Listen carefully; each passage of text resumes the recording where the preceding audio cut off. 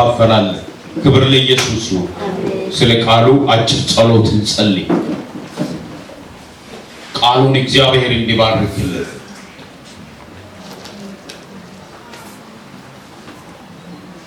ሃሌሉያ ሃሌሉያ። እናመሰግንሃለን የሰራዊት ጌታ እግዚአብሔር ውስጣችንን፣ ውጫችንን፣ ቤታችንን፣ ህይወታችንን፣ ከተማችንን፣ አገራችንን ፈውስ። እግዚአብሔር ሆይ በዚህ ምድር ላይ እንድንቆይ የተደረግንበት ዓላማ አለና ይህንን ዓላማ ደግሞ እንድንፈጽም ትጋትን እንድትሰጠን እንጸልያለን። አሜን።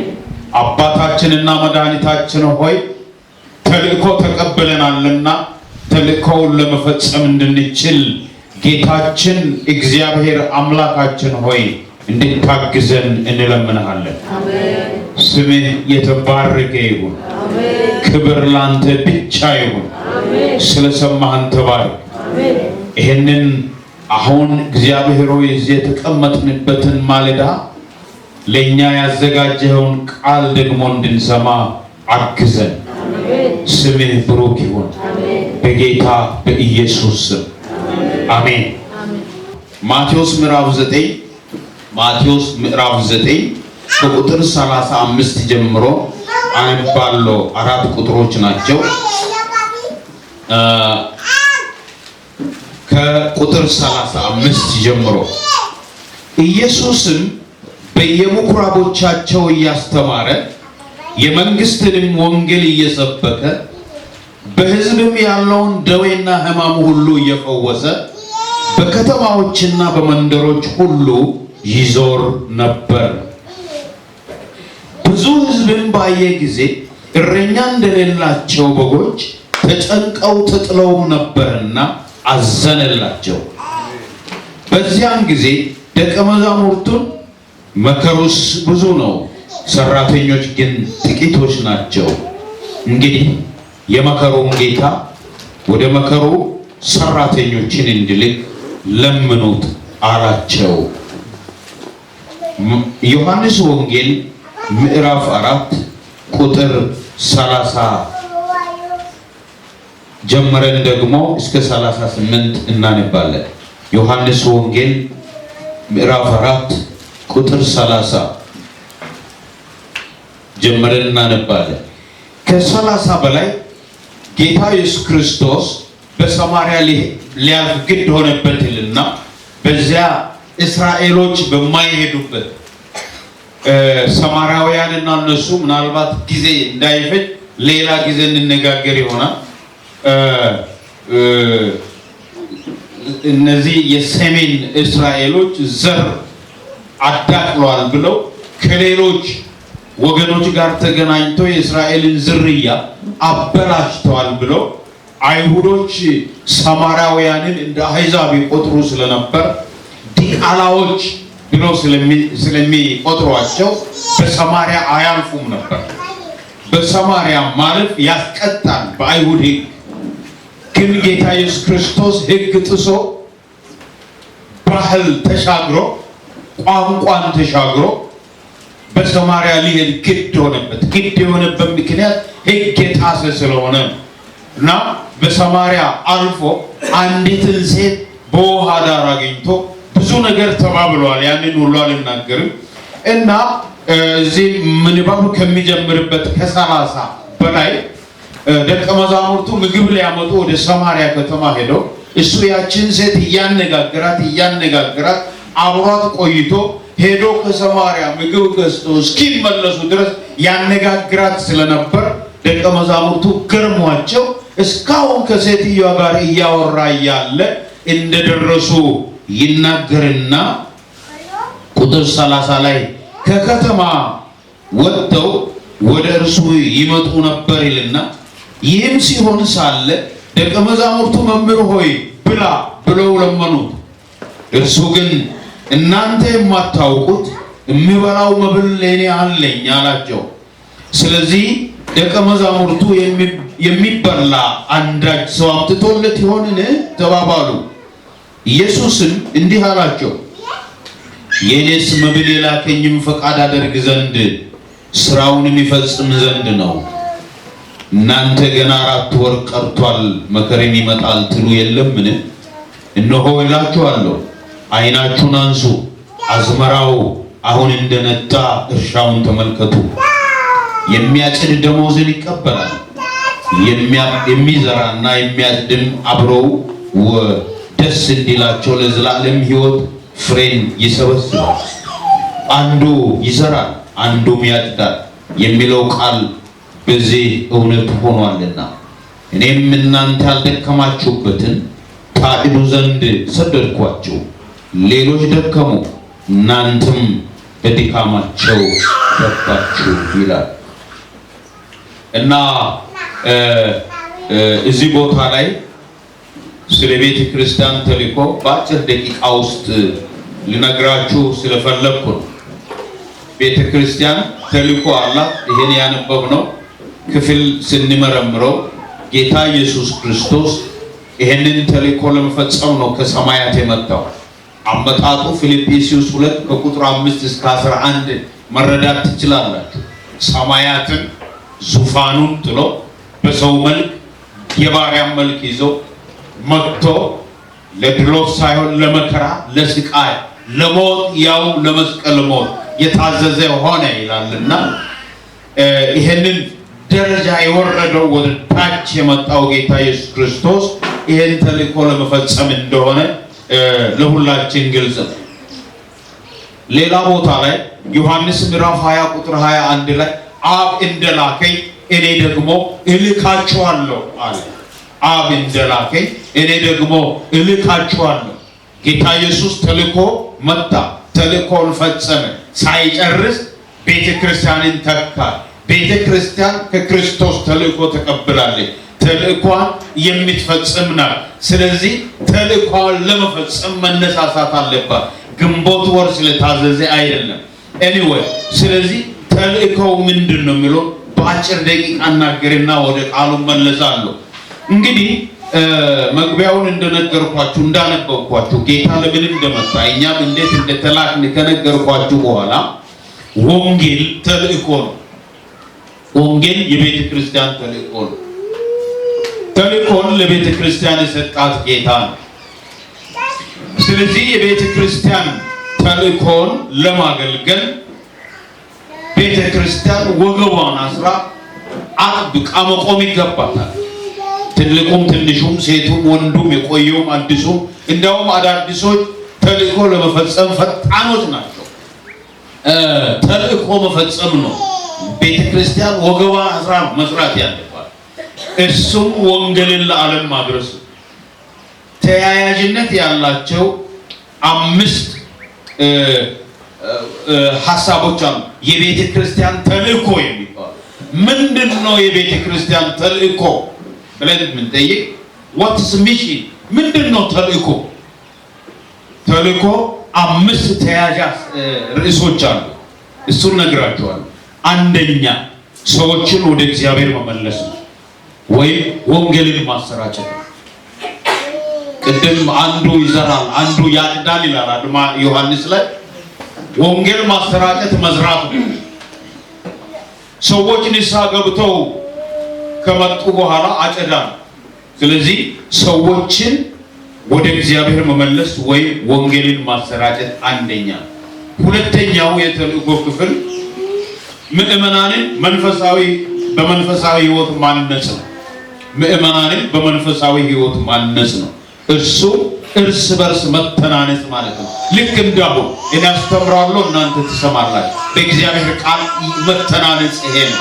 አሁን እየተናነጽን ነው የምናገር የዳኑትን ወደ ቤት የመጡትን ሰዎች በእግዚአብሔር ቃል ማሳደግ ነው። ሶስተኛው የተልእኮ ክፍል ምእመናንን ለመንፈሳዊ አገልግሎት ማዘጋጀት ነው። እሱ ማለት ደቀ መዝሙር ማድረግ ማለት ነው።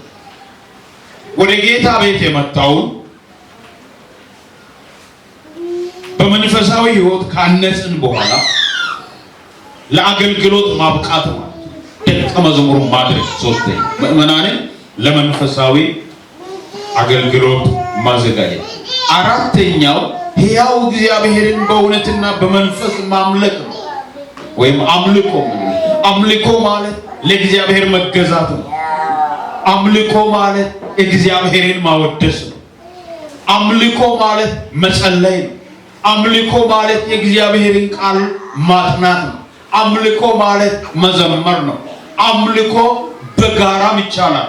አምልኮ በግልም ይቻላል። በቤት ማምለክ ይቻላል። በየመንገድ ስንሄድ ማምለክ እንችላለን። ቁጭ ብለን በህብረት ማምለክ እንችላለን። የአምልኮ ዝርዝር ስለ አምልኮ በሚል ርዕስ ማስተምር ቢሆን ብዙ ነገር አሳያቸዋል። ኤኒዌይ አራተኛው ሕያው እግዚአብሔርን በእውነትና በመንፈስ ማምለክ ነው። አምስተኛውና የተልእኮ የመጨረሻው ክፍል ሁለንተናዊ አገልግሎትን ማገልገል ነው። ሁለንተናዊ አገልግሎት የርህራሄ አገልግሎት፣ የተራበን ማብላት፣ የተራቆተን ማልበስ፣ ድሃ አደጎችን ማሳደግ፣ መበለቶችን በቤተ ክርስቲያን መያዝ። መበለት ማለት የቤተ ክርስቲያን ሴት ብቻ አይደለችም። የሰው ስብዕና ያላቸው ሁሉ እድሜያቸው ከ50 በላይ የሆነ ሁሉ ቤተ ክርስቲያን ልትረዳ ግድ አለባት። አንዳንድ ጊዜ መበለት የቤተ ክርስቲያን አሮጊት ሴት ብቻ የሚመስለን ከሆነ ተሳስተናል። መበለት አንደኛ ጢሞቴዎስ ምዕራፍ 5 ላይ እድሜዋ ከ50 በላይ ነው። አንዳንድ ቦታ 60 ዓመት የሞላት ይላል። ባል የሌላት፣ ረዳት የሌላት። ይሄ የተልእኮ አገልግሎት ክፍል ነው። ስለዚህ እነዚህ አምስቶች የተልእኮ ክፍል ናቸው። አምስቶቹ የቤተ ክርስቲያን ተልእኮ ክፍሎች ናቸው። ቤተ ክርስቲያን በምድር ላይ እስካለች ድረስ ይሄንን ተልእኮ የመፈጸም ግዴታ አለባት ማለት ነው። ሁላችን የተልእኮ አገልጋይ ነን። ጌታ ኢየሱስ ክርስቶስ ይሄንን ነበር የሚያገለግለው። በተለይ ማቴዎስ 9 ላይ ስናነብ ቅድም ስናይ ይዞር ነበር። አንድ ቦታ ተቀምጧል። ቀን እዚህ ታገኛለህ፣ ማታ ተራራ ላይ ታገኛለህ። እና ይዞር አንድ ቦታ አይደለም። መኖሪያ ቤት አለው። አንድ የደሳሳ ቤት ውስጥ ይኖራል። የሚያዞረው የሰው ህይወት ጉዳይ፣ ህይወት ሰዎች እንዲድኑ ወደሱ እንዲመጡ ነው፣ መንግስት እንዲወርሱ ነው።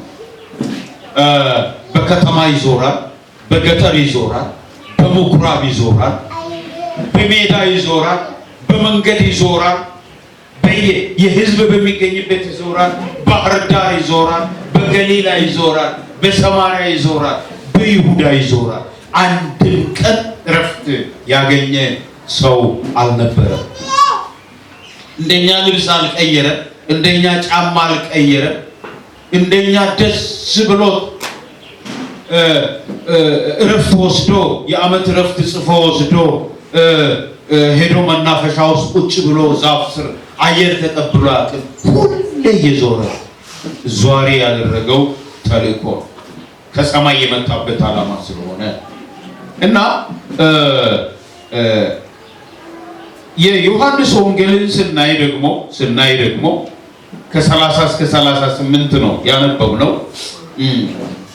ዋናው ምክንያት አዝመራው የነጣ ስለሆነ አዝመራ መሰብሰብ ያለበት በጊዜ ነው። ሲዘራ በጊዜ ነው። ሲታረም በጊዜ ነው። ሲታጨድ በጊዜ ነው። ወደ አውድማ ሲገባ በጊዜ ነው። ወደ ጎተራ ሲገባ በጊዜ ነው። ነገር ግን የክርስቶስ አዝመራ የእግዚአብሔርን መንግስት መውረስ የሚገባው ሕዝብ ማለት ነው። ጌታ በንግግሩ አዝመራው ነጣ ሲል ጊዜ ያለፈበት፣ ፀሐይ የተፈራረቀበት፣ ዝናብ የተፈራረቀበት፣ የገረጣ የነጣ ሰብሳቢ ያጣ ሕዝብ ነው ያለው። አሁን ደግሞ ጨምሯል። ማቴዎስ ላይ እንዳነበብነው ቁጥር 36 አካባቢ ተንከራቶ ሕዝቡ በየስፍራው ወዳድቆ አየ፣ አዘነላቸው ይላል። አዘነላቸው። ያለ ጌታ ያለ ሰው ያሳዝናል። ባለመኪና፣ ባለቪላ ቤት ጥሩ ደሞዝተኛ ሊሆን ይችላል። ይሄ ኮንሰርን ህይወትን አይመለከትም። በህይወቱ ጎስቋላ፣ በህይወቱ ጨለማ ውስጥ ያለ፣ በህይወቱ በራስ ማንነት ያለ፣ በህይወቱ ከጨለማው ግዛት በታች ያለ፣ በህይወቱ እግዚአብሔርን የማያውቅ፣ በህይወቱ ጌታን የማያውቅ ሀብታም። ጌታ የሌለው ሀብታም፣ ክርስቶስ የሌለው ባለመኪና፣ ክርስቶስ የሌለው ፓይለት፣ ክርስቶስ የሌለው ባለ ሆቴል ጎስቋላ ነው፣ ጎስቋላ። ስለዚህ አዘነላቸው ይላል ጌታ። ዮሐንስ ምዕራፍ 4 ከ34 ጀምሮ ግን የነጣ አዝመራ ነው ይላል። የነጣ አዝመራ ነው። በጊዜ መሰብሰብ አለብን። አይናችሁን አንስታችሁ እዩ፣ መንከራተታቸውን እዩ፣ ነገ ጧት ሲኦል እንደሚጠብቃቸው እዩ፣ ችግር ውስጥ እንዳሉ እዩ። ባለ ሆቴል መሆናቸውን አትዩ፣ ነጭ ልብስ መልበሳቸውን አትዩ፣ ክራባት አስሮ በዓል ለማክበር እንደሚሄድ ሰው አትዩ። ነገ ጧት የዘላለም ቅጣት ጠብቋል። አዝመራው ነጣ። ይሄ የጌታ ሐሳብ፣ አዝመራው ነጣ። ስለዚህ ነፍሳትን በክርስቶስ አይን ማየት እንድንችል ነው። ሰዎችን በክርስቶስ አይን ብናይ ነው። በወንጌል አቅጣጫ የሰዎች ሐሳብና የጌታ መረዳት፣ እይታና አስተሳሰብ ይለያያል። ሰዎችን እግዚአብሔር የሚያይበት አይንና እኔና እናንተ ሰዎችን የምናይበት አይን ይለያያል። የሁለታችንም አይን ነው፣ የእሱም አይን ነው፣ የእኛም አይን፣ ግን እይታችን ይለያያል። አእምሯችን ውስጥ ያለው፣ አስተሳሰባችን ውስጥ ያለው ምልከታ የእግዚአብሔር ይለያል፣ የእኛ ይለያል። አንድ አይነት አዝመራው ነጣ፣ አይናችሁን አንስታችሁ እዩ ሲላቸው ደቀ መዛሙርት አዝመራው እኮ ገና ነው፣ 4 ወር ይቀራል ይሉታል። እነሱ አዝመራ ብሎ የሚያስቡት የስንዴ ዘር፣ የመከር ዘር፣ የክረምትና የበጋ ጉዳይ ነው፣ የእርሻና የገበሬ ጉዳይ ነው የሚታያቸው። እስራኤሎች በስንዴ እርሻ በዚያን ዘመን የታወቁ ስለነበሩ ጌታ አዝመራው ነጣ ሲላቸው የስንዴ አዝመራ የሚናገር ይመስላቸው ነበር። የእርሻ ስራ ያወራላቸው ይመስላቸው ነበር። የዝናብ ወቅት፣ የክረምት ወቅት፣ የስንዴ የመከር የሚያወራላቸው መሰላቸው። ምን ማለት ነው? 4 ወር እኮ ይቀራል አሉት ጌታ። ጌታ ግን እናንተ 4 ወር ይቀራል ትሉታላችሁ፣ ግን አዝመራው እኮ ነጣ።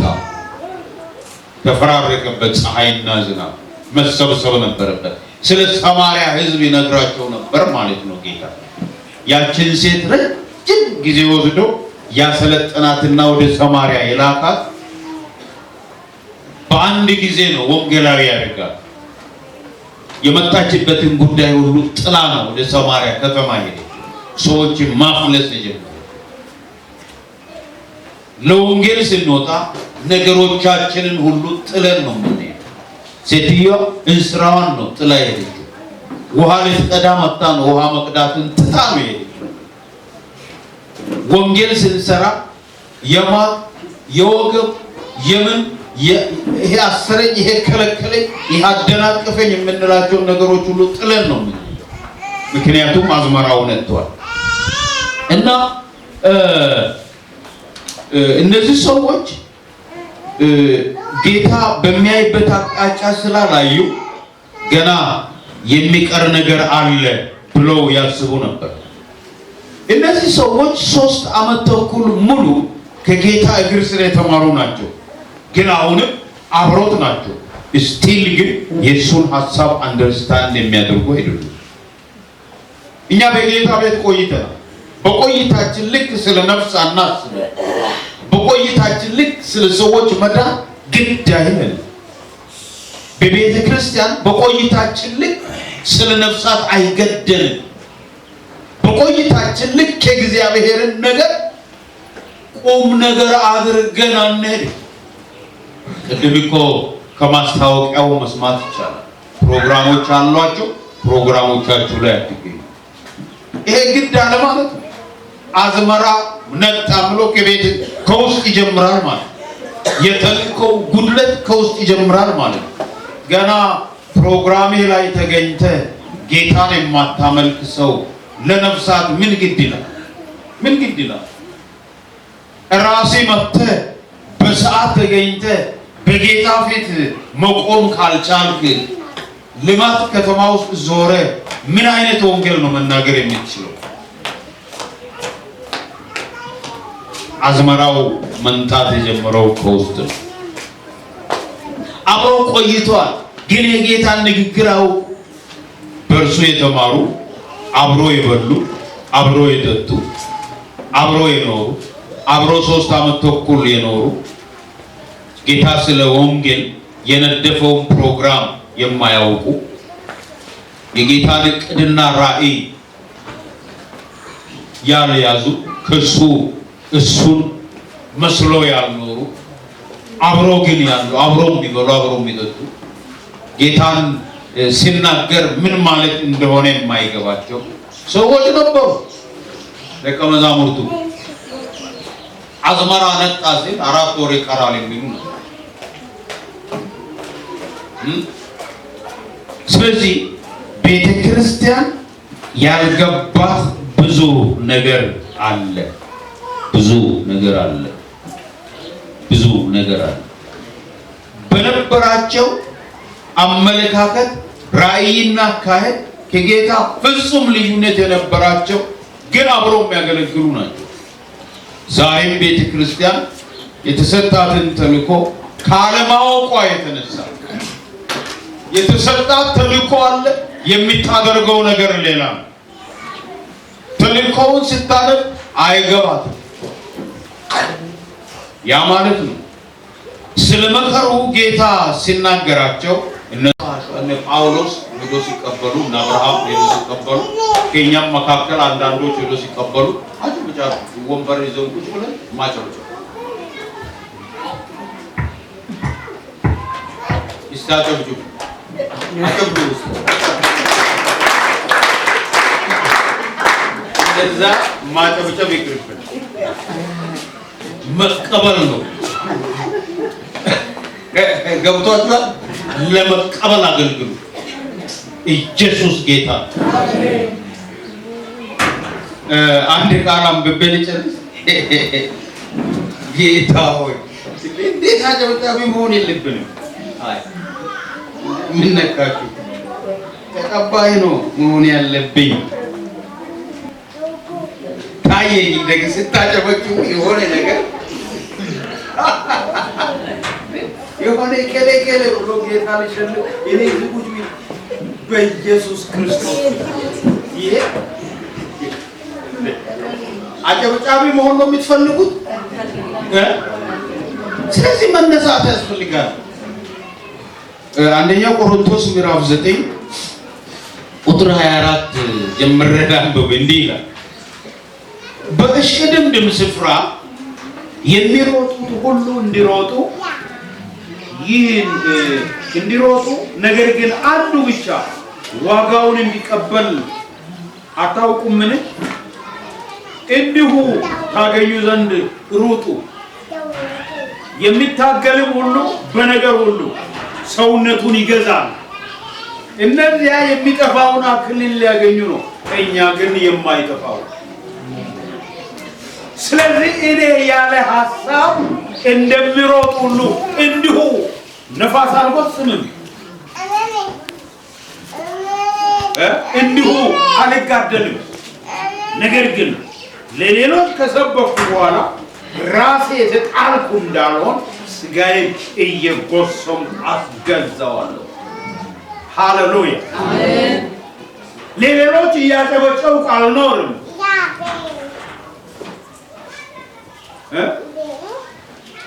በሚገባ ታገላለሁ፣ በትግሌ ለማሸነፍ እጥራለሁ። ሌሎች የሚጠፋ እኔ ግን የማይጠፋውን አክሊል ለማግኘት ይላል። ሲቀጥል እንዲሁ አይደለም የሚሮጠው፣ እንዲሁ አየር አልጎስንም።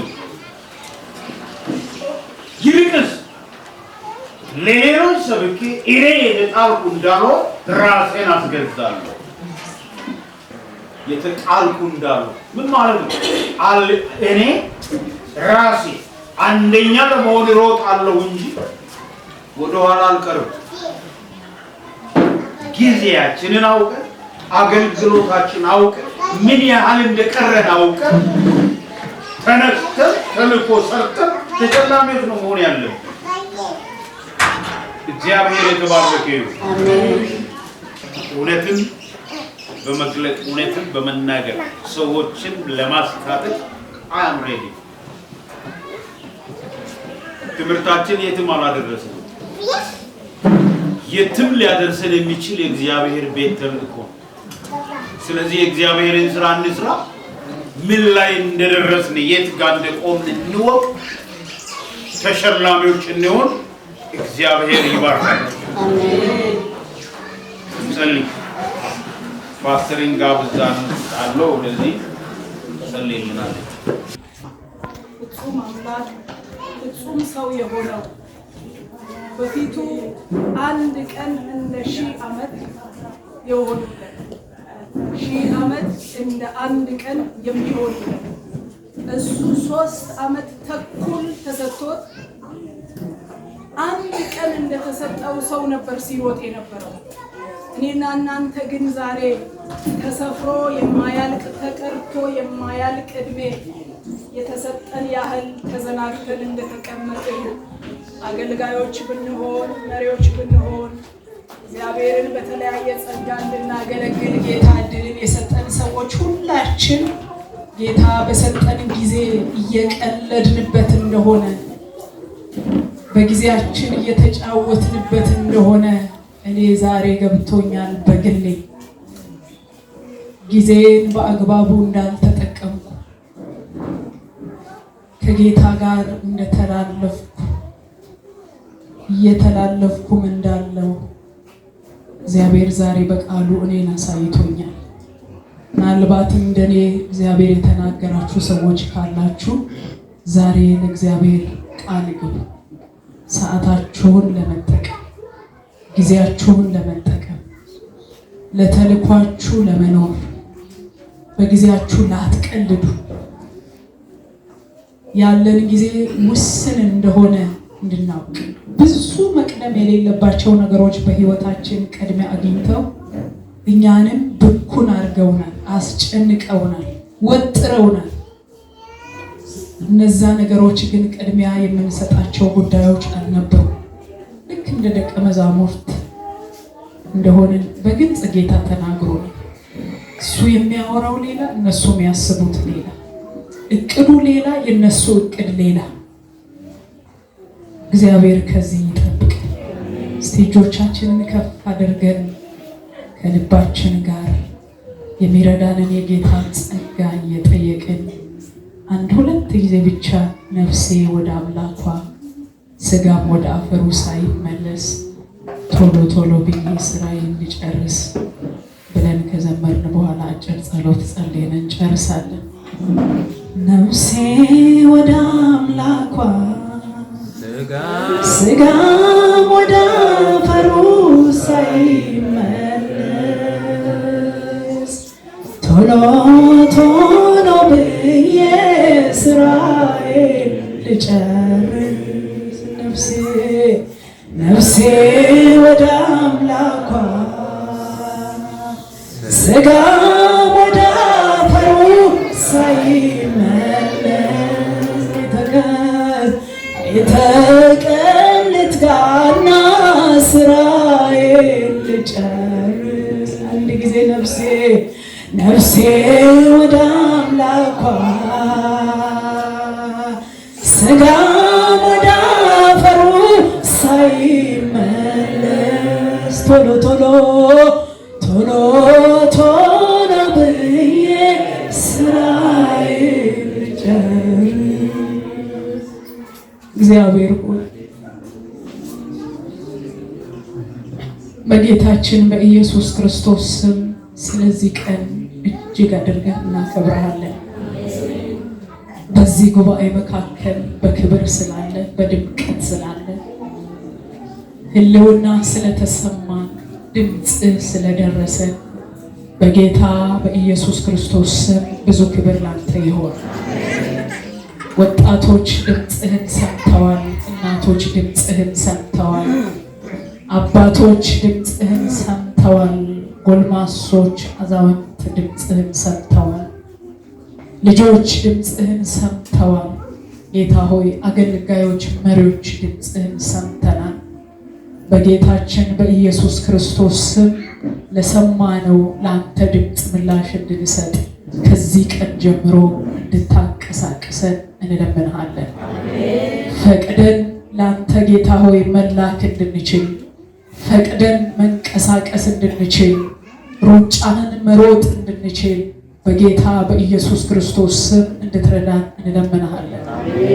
በራሳችን ጉዳይ ከተወጠርንበት ቢዚ ከሆንበት ነገር ሁሉ እንድታላቅቀን ከዚህ ቀን ጀምሮ እንደ ቤተሰብ፣ እንደ ግለሰብ፣ እንደ ቤተ ክርስቲያን መቅደም ያለበት ነገር በህይወታችን እንዲቀድም የራእይ ሰዎች እንድታደርገን፣ ጊዜን የሚያውቁ ሰዎች እንድታደርገን፣ ንቆች እንድታደርገን በኢየሱስ ስም እንለምንሃለን።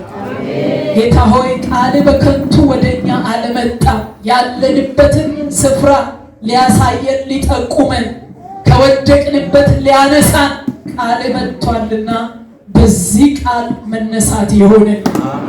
በጌታ በኢየሱስ ስም መነሳት ይሆንልን።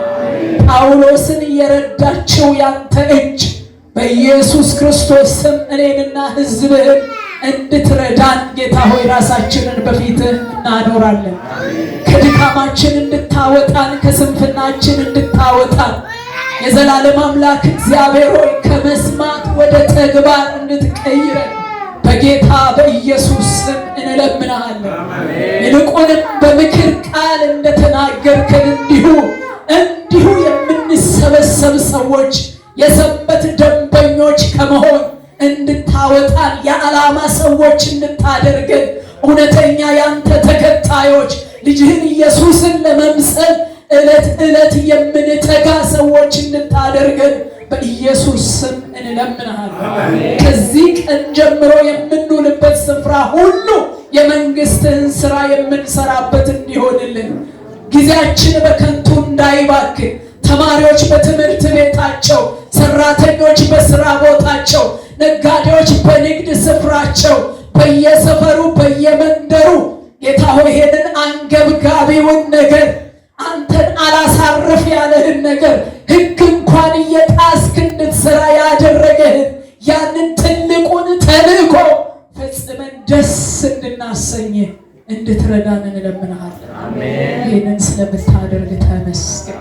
ይህንን የከበረ ቃል የከበረን መልእክት እውነተኛውን ያንተን ድምፅ ይዘው ወደኛ የመጣውን አባታችንን በጌታ በኢየሱስ ክርስቶስ ስም አንተ ባርከው። ጌታ ሆይ ከእውቀቱ ብቻ ሳይሆን ከህይወቱ አገልግሎቱ እግዚአብሔር ሆይ አካፍሎናል። እኛም ህይወትን ተካፍለናል። በኢየሱስ ክርስቶስ ስም ከዚህም በኋላ የተትረፈረፈ ህይወት ይሰጥ፣ ለሌላው የሚፈስ ነገር ይሰጥ። እግዚአብሔር ሆይ እንደ ሰው እየገደበ ነው ራሱ። እግዚአብሔር አንተ ግን ከሰው እይታ ታልፋለህ፣ ከሱ ገደብ ታልፋለህ። በጌታ በኢየሱስ ክርስቶስ ስም እግዚአብሔር ሆይ አንተ ባየህለት ጊዜ ገደብ ያንተን ስራ ሰርቶ አደርገው ዘንድ በምድር የሰጠኸኝን ፈጽሜ አንተን አከበርኩ እንዳለ ልጅ እግዚአብሔር ሆይ ሁሉን ፈጽሞ አንተን አክብሮ ከዚህ ምድር ወደ አንተ እንዲሰበሰብ በኢየሱስ ስም ለምን።